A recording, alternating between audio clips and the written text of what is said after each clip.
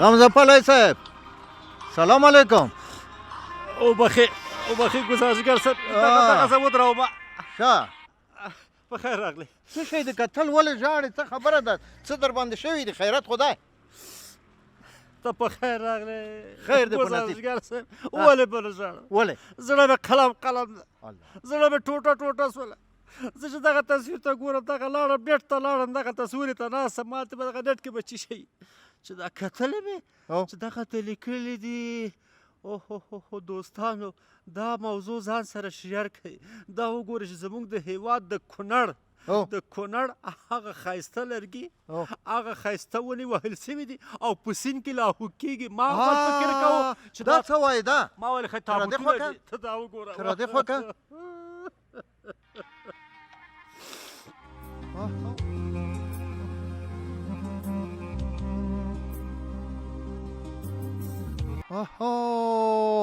دا لرګي چیرته دا کونړ دریاب دی. دا د کونړ دریاب د ګزارشګر صاحب دغه لرګي ټول زموږ ځي پردی ګاونډی وطن ته پاکستان ته ځي.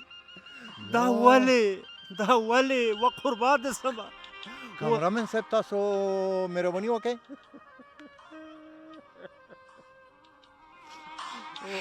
و ګزارشګر صاحب والله خدا ورستي ډېره جالبه ده.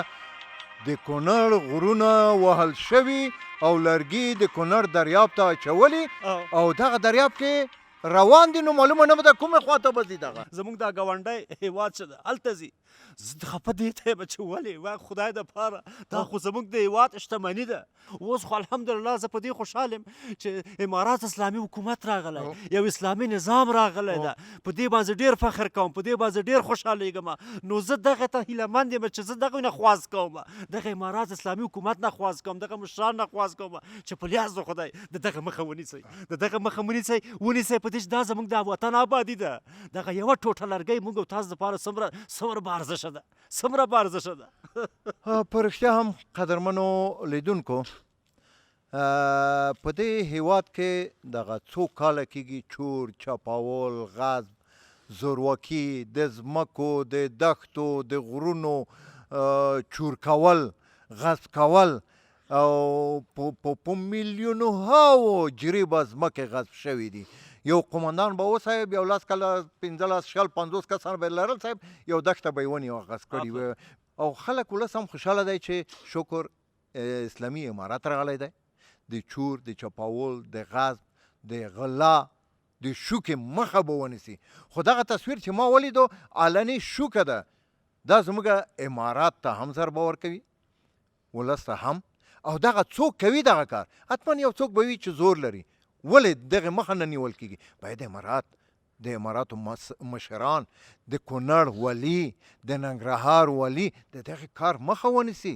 دغه زموږ شتمني ده. دا غر د په غره کې ونې لګول کېږي او هره ونه هره بوټی د اعلی ثنا وایي. نو دغه شنې ونې ولې ووهل شي؟ دا د چا ملکیت دی؟ دا د ما ملکیت دی، د دې ولس ملکیت دی، د تاسو ملکیت دی، د دې راتلونکي نسل ملکیت دی. په یوه دی چې ونې کېنوو ونې وهو او بیا حکومت امارات زه فکر کوم چې دنه بې خبره دي چې دا چا والی دي څوک یې وایي کوم زورواکی دی او د دې زورواکي لاسونه باید قطع کړي. ګزارشګر صاحب خدای دې راته آباد لره. دا خو د کونړ موضوع چې دا مې درته تصویري وښودو خو ما سره یو بله موضوع مشته ده. څه شی بیا د خدای خیر کړي بیا څه خبره ده؟ ولا حول ولا قوت ولکه دسمال هم نه لرم چې اوښکې دې پاکې کړم. خیر دی ووایه څه خبره ده زر کوه چې هلته لیدونکي په تمه دي. ګزارشګر صاحب زه د لیدونکو نه بخښنه غواړم. څه وکړم زه غمزه بله یم زړه مې ډېر درد لري. ګزارشګر صاحب خبره دغه ده که نه چې هغه ورځ راتېر سوم داسې کابل په دې ښار باندې راتاو سوم دغه چمن حضوري سره دغه درې زولې د چمن چې دغه ډډه ده واغه ډډه ده د اولمپیک ډډه ده او د اخوا د شاشۍ ډډه ده.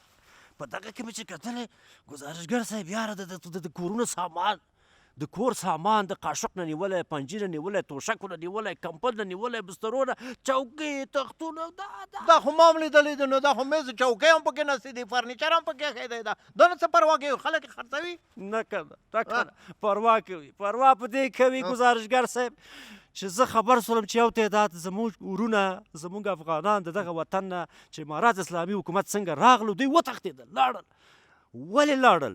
ولې وتښتېدل؟ ولې خپل استي او دارایي او جایداد کور مال یې خرڅ کړ؟ په دې زه خفه یم. لاړ دې سي خارج ته دی، هر یو لاړ سي، د هر چا حق ده. وروره خو مجبوریت به لري چې تللی دي. تاسو د تلویزیون نه دغه شریعت غږ ملي تلویزیون نه څو ځلې دغه نشرات تاسو ورکړئ.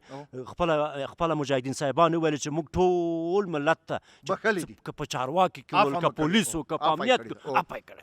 وخت چې اپه وشو نو و ځوانه، و زما ګرانه وروره چې تا دومره په دغه وطن کې تعلیم کړی، حکومت په تا خرچه کړی، تا دومره مصرف کړی، مور و پلار په تا پیسې لګولي، تا زده کړې وکړې، تا پوهنتون وویلې، تا وروره فارمسي او ډاکټرا دې واخیسته. نو دغه وطن تا ته اړتیا لري. که ته په خارج اروپا کې لاړ سې، هلته په تا باندې بشقابونه مینځي، هلته په تا باندې به میزونه صافي کوي،